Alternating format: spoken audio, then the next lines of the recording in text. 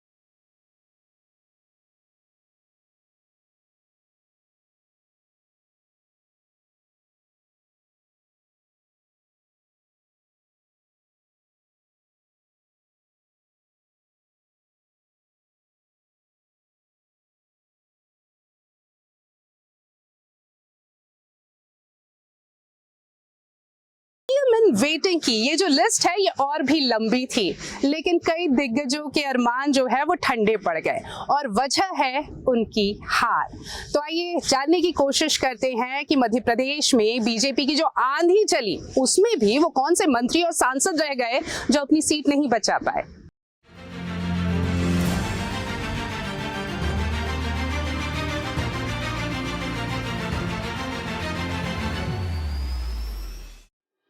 मध्य प्रदेश में बीजेपी की जीत का डंका पूरे देश में बज रहा है। मोदी की आंधी ने जिस तरह विरोधियों का तंबू उखाड़ा है उसने सभी को चौंका दिया।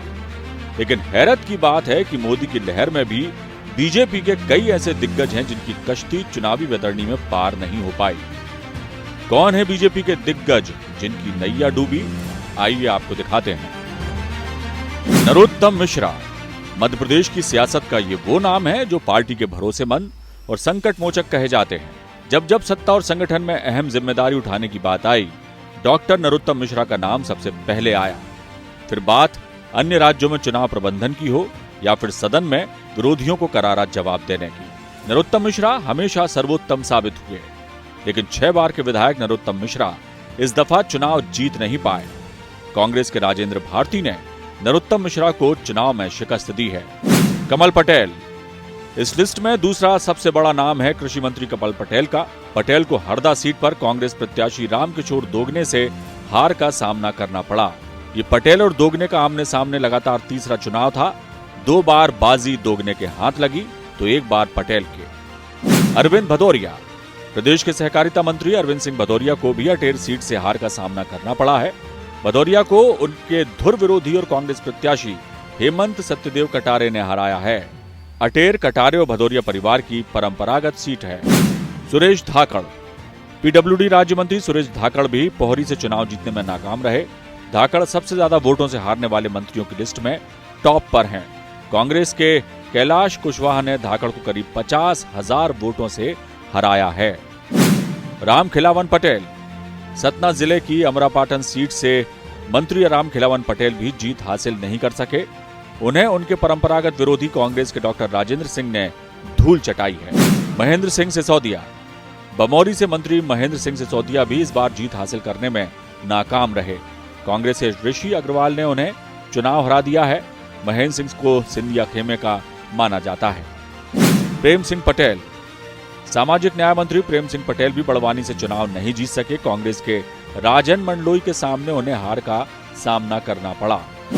भारत सिंह कुशवाहा ग्वालियर ग्रामीण सीट से मंत्री भारत सिंह कुशवाहा को भी इस बार हार का सामना करना पड़ा है। कांग्रेस के साहब सिंह गुर्जर ने उन्हें हराया है। भारत सिंह कुशवाहा को केंद्रीय मंत्री नरेंद्र सिंह तोमर का करीबी माना जाता है। राहुल सिंह लोधी उमा भारती के भतीजे और 4 महीने पहले ही मंत्री बने राहुल सिंह लोधी इस बार खरगापुर सीट से विजय पताका नहीं फहरा सके। कांग्रेस की चंदा सिंह गौर के सामने उन्हें हार का सामना करना पड़ा। गौरीशंकर बिसेन बालाघाट सीट से मंत्री गौरीशंकर बिसेन के विजय रथ को भी इस बार कांग्रेस की अनुभा मुंजारे ने रोक दिया। बालाघाट मंत्री बिसेन का गढ़ माना जाता रहा है, लेकिन अनुभा मुंजारे ने इस बार उन्हें हराकर उनके किले को भेद दिया। राजवर्धन सिंह दत्तीगांव बदनावर सीट से मंत्री राजवर्धन सिंह दत्तीगांव को कांग्रेस के भंवर सिंह शेखावत ने चुनाव हरा दिया है। भंवर सिंह कुछ महीनों पहले ही भाजपा छोड़ कांग्रेस में शामिल हुए थे। रामकिशोर कांवरे मंत्री रामकिशोर कांवरे को पारसवाड़ा सीट से हार का सामना करना पड़ा। कांग्रेस के मधु भगत ने करीब 26,000 वोटों से उन्हें मात दी है। ये तो है शिवराज सरकार के मंत्रियों की बात। मोदी सरकार के मंत्री और सांसद को भी भाजपा की इस आंधी में हार का मुंह देखना पड़ा। सांसद और केंद्रीय मंत्री भी हारे। फग्गन सिंह कुलस्ते निवास सीट से चुनाव में उतरे केंद्रीय मंत्री फग्गन सिंह कुलस्ते को भी हार का सामना करना पड़ा है।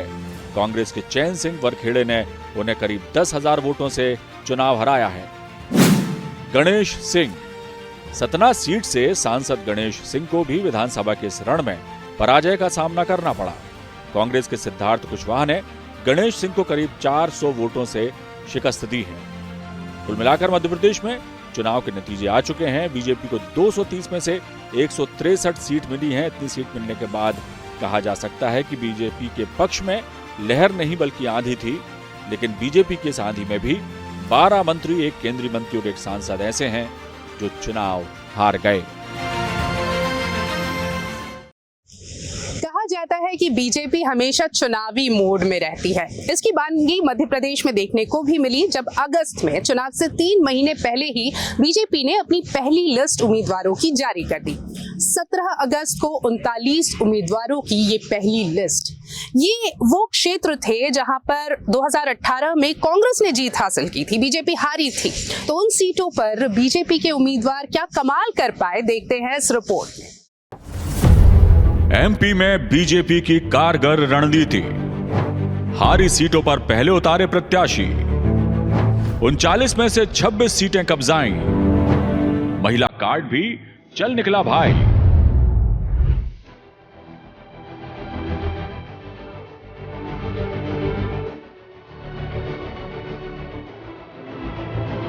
मध्य प्रदेश में बीजेपी की चुनावी बिसात के सामने कांग्रेस की रणनीति चारों खाने चित्त हो गई।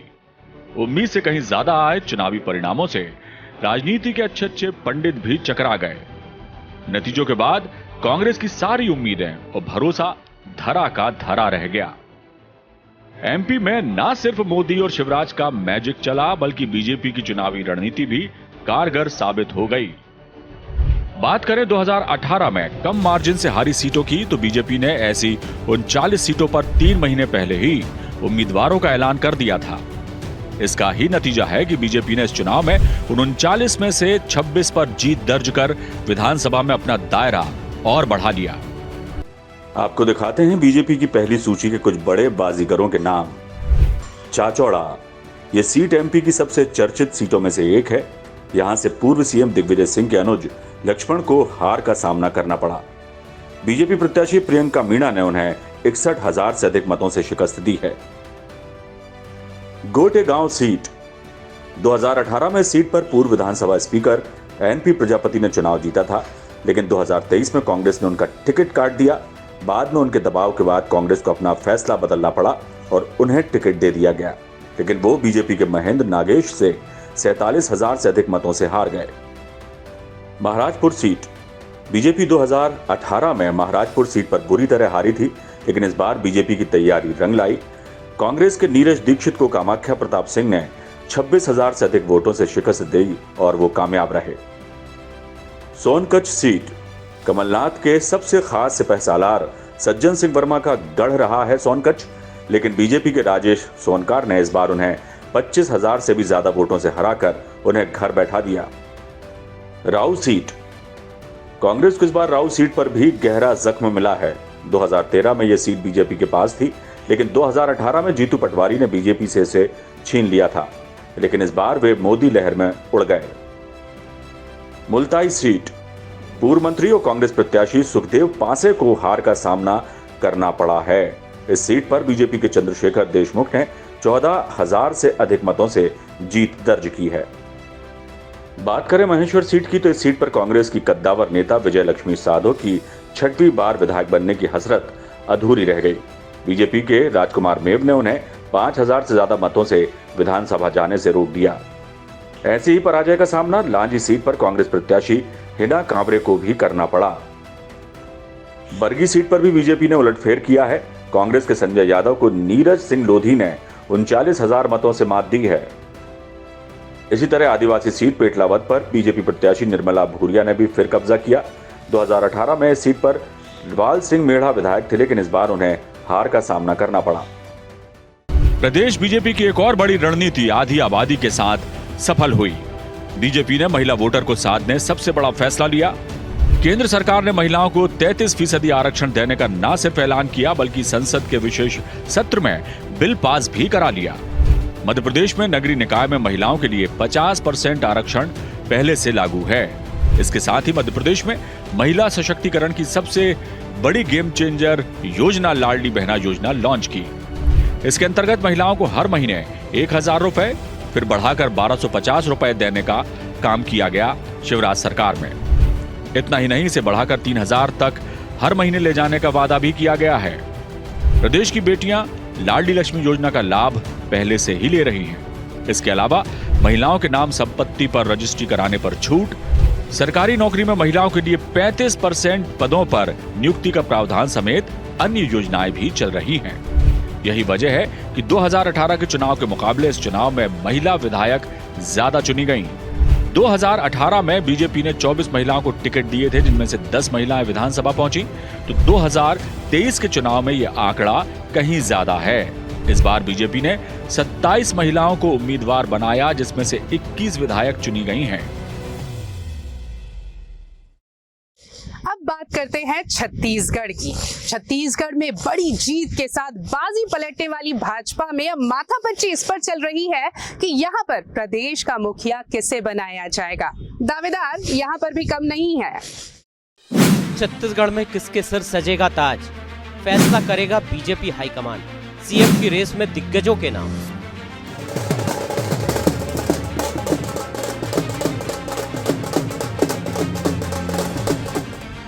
छत्तीसगढ़ में बीजेपी ने कांग्रेस के, खासतौर पर भूपेश बघेल के अरमानों पर पानी फेर दिया। कांग्रेस को 35 सीटों पर समेट 54 सीटों पर कब्जा जमाया। यहां एक सीट अन्य के खाते में गई। यह आंकड़ा बहुमत के आंकड़े से 8 ज्यादा है। लेकिन बीजेपी को बहुमत मिलने के बाद सबसे बड़ा सवाल यही है कि आखिर हाईकमान की पसंद कौन होगा। बघेल से पहले 3 टर्म छत्तीसगढ़ के मुख्यमंत्री रहे डॉक्टर रमन सिंह हाईकमान की पसंद होंगे या किसी नए चेहरे को कुर्सी सौंपी जाएगी। ये तय है कि आने वाले कुछ दिनों में बीजेपी विधायक दल की बैठक में इसका ऐलान हो जाए। आइए आपको बताते हैं कि आखिर कुर्सी की रेस में कौन कौन शामिल है। पहला नाम अरुण साव, प्रदेश बीजेपी अध्यक्ष। अरुण साव छत्तीसगढ़ बीजेपी का बड़ा चेहरा है। वे प्रदेश अध्यक्ष हैं। उनके नेतृत्व में ही प्रदेश संगठन ने चुनाव लड़ा है। 2003 में जब बीजेपी बिना सीएम फेस के चुनाव लड़ी थी, तब भी अरुण साव कुर्सी की रेस में शामिल थे, लेकिन डॉक्टर रमन सिंह को मुख्यमंत्री का पद मिला। दूसरा नाम रेणुका सिंह, केंद्रीय राज्य मंत्री। आदिवासी बहुल्य राज्य में डॉक्टर रेणुका सिंह इसी समाज से आती है। वे केंद्र सरकार में राज्य मंत्री हैं। बीजेपी ने विशेष तौर पर इस बार उन्हें भरतपुर सोनहट सीट से चुनावी मैदान में उतारा था। वे राज्य बीजेपी में महिला मोर्चा में महामंत्री रही हैं। उन्हें संगठन में काम करने का अनुभव भी है। तीसरा नाम ओपी चौधरी, पूर्व आईएएस। मुख्यमंत्री पद की रेस में चर्चा पूर्व आईएएस अधिकारी ओपी चौधरी के नाम की भी है। इसकी वजह है चुनाव प्रचार के दौरान गृह मंत्री अमित शाह का एक बयान। रायगढ़ में अमित शाह ने ओपी चौधरी के समर्थन में चुनावी जनसभा को संबोधित किया था। उन्होंने तब कहा था कि आप ओपी चौधरी को जिता दीजिए, मैं इनको बड़ा आदमी बना दूंगा। चौथा नाम विजय बघेल। विजय बघेल दुर्ग लोकसभा सीट से सांसद हैं और बीजेपी ने उन्हें पाटन सीट से सीएम भूपेश बघेल के खिलाफ चुनाव मैदान में उतारा था। वे रिश्ते में बघेल के भतीजे लगते हैं। हालांकि वे बघेल को शिकस्त नहीं दे पाए, लेकिन वे मतगणना के दौरान कई राउंड तक बघेल से आगे रहे। पांचवा नाम सरोज पांडे। सरोज पांडे प्रदेश बीजेपी का बड़ा चेहरा है। वे 2 बार भिलाई की मेयर रही हैं। वे विधायक भी रही हैं। मुख्यमंत्री की रेस में उन्हें शामिल माना जा रहा है। अभी वे पार्टी की राष्ट्रीय उपाध्यक्ष और राज्यसभा सांसद हैं। इनके अलावा भी प्रदेश बीजेपी के कुछ बड़े नाम मुख्यमंत्री की रेस में शामिल हैं। लेकिन ये तय माना जा रहा है कि हाईकमान आने वाले 2024 के आम चुनाव को देखकर ही छत्तीसगढ़ में मुख्यमंत्री का फैसला करेगा। राजस्थान में रिवाज कायम रखने वाली बीजेपी के लिए मुख्यमंत्री चुनना सबसे पेचीदा साबित हो रहा है। जहां एक तरफ पूर्व मुख्यमंत्री वसुंधरा राजे समर्थक विधायकों को लामबंद कर प्रदर्शन कर रही हैं, तो वहीं दूसरी तरफ योगी के करीबी महंत बालक नाथ का नाम भी सीएम पद के लिए उछाला जा रहा है। ऐसे नाम और भी कई हैं यहाँ पर, देखिए। राजस्थान में चला मोदी मैजिक, बीजेपी को मिला बम्पर जनादेश। अशोक गहलोत की जादूगरी फेल। अब सवाल, कौन बनेगा मुख्यमंत्री? राजस्थान में अशोक गहलोत की जादूगरी फेल हो गई और सचिन पायलट की उम्मीदों पर भी पानी फिर गया। इस चुनाव में राज्य की जनता जनार्दन ने बीजेपी को जनादेश देकर हर 5 साल में सत्ता परिवर्तन की अपनी परंपरा को कायम रखा है। 200 सदस्यों वाली विधानसभा में बीजेपी ने 115 सीटों पर कब्जा जमाया। वहीं कांग्रेस को 69 सीटों पर संतोष करना पड़ा। इस बार अन्य ने बेहतर प्रदर्शन किया है। अन्य ने 15 सीटें जीती। राजस्थान की जनता सूबे में सत्ता परिवर्तन करने में सफल हुई, लेकिन जनता के सामने सबसे बड़ा सवाल यही है कि सत्ता की कुर्सी किसे सौंपी जाए। ये सवाल जनता में ही नहीं, राजनीतिक गलियारों में भी चर्चा का विषय बना हुआ है कि आखिर किसके सिर सरकार का सहरा बंधेगा। आइए आपको बताते हैं कि कुर्सी की दौड़ में कौन कौन से बड़े चेहरे शामिल हैं। पहला नाम, दिया कुमारी। राजसमंद से सांसद दिया कुमारी उभरती हुई नेता है। वो जयपुर रियासत की अंतिम शासक मानसिंह द्वितीय की पोती हैं। राजमाता गायत्री देवी की पोती और वीर ब्रिगेडियर जनरल भवानी सिंह की बेटी हैं। उन्होंने इस चुनाव में विद्याधर नगर सीट पर जीत हासिल की है। उन्हें एक मजबूत सीएम दावेदार के रूप में देखा जा रहा है। दूसरा नाम, महंत बालकनाथ। 40 साल के महंत बालकनाथ अलवर से सांसद हैं। वो सीएम योगी आदित्यनाथ की तरह नाथ संप्रदाय से आते हैं। इस चुनाव में उन्होंने तिजारा सीट पर जीत हासिल की है। उन्होंने 6 साल की उम्र में ही संन्यास ले लिया था। तीसरा नाम, वसुंधरा राजे। वसुंधरा राजे प्रदेश बीजेपी का बड़ा चेहरा है और राजमाता विजयराजे सिंधिया की बेटी हैं। 2 बार राजस्थान की मुख्यमंत्री रह चुकी हैं और खुलकर हाईकमान पर दबाव बना रही हैं। लेकिन कहा जाता है कि बीजेपी में उनकी हैसियत कुछ कांग्रेस के सचिन पायलट जैसी ही हो गई है। चौथा नाम, गजेंद्र शेखावत। जोधपुर से सांसद और केंद्रीय मंत्री गजेंद्र शेखावत को भी मुख्यमंत्री पद का प्रबल दावेदार माना जा रहा है। शेखावत संघ के करीबी हैं, संगठन और कार्यकर्ता में अच्छी पकड़ है, केंद्रीय नेतृत्व के करीबियों में शामिल हैं। मौजूदा बीजेपी के लिए कहा जाता है कि यहाँ पर प्रधानमंत्री नरेंद्र मोदी और उनके राइट हैंड अमित शाह की मर्जी के बगैर पत्ता भी नहीं हिलता। तो इस बार भी शायद यही हो, क्योंकि यहाँ तो मामला मुख्यमंत्री पद का है और ये भी तय करना होगा कि ये जो मुख्यमंत्री बनाए जाएंगे इसका कितना असर आने वाले समय में अगले साल 2024 में होने वाले लोकसभा चुनावों पर पड़ेगा। तो जो भी तय होगा वो सामने आ ही जाएगा और सब जब सामने आएगा तो हम आपको वो खबर और खबर के पीछे की खबर, पीछे का गणित भी बताएंगे चौथा खंबा के लिए। तो हमारे साथ यूं ही जुड़े रहिए, देखते रहिए, सब्सक्राइब कीजिए, लाइक कीजिए, शेयर कीजिए। चौथा खंबा दीजिए इजाजत, नमस्कार।